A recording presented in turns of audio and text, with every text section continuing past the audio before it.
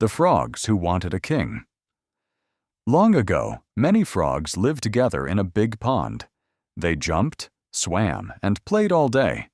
But after a while, they began to argue. "We need a leader," cried the frogs. "Let us ask for a king. Then our lives will be better."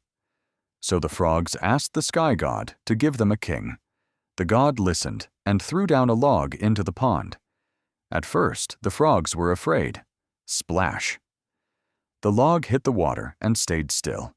The frogs waited. The log did not move. It did not speak. Soon the frogs laughed. "This is no real king," they said. They climbed on the log, jumped over it, and played again. But after some time, the frogs became unhappy once more. "This log is useless. We need a strong king who can rule us."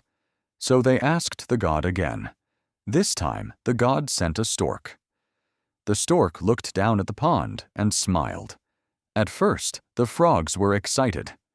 "A real king at last!" they shouted.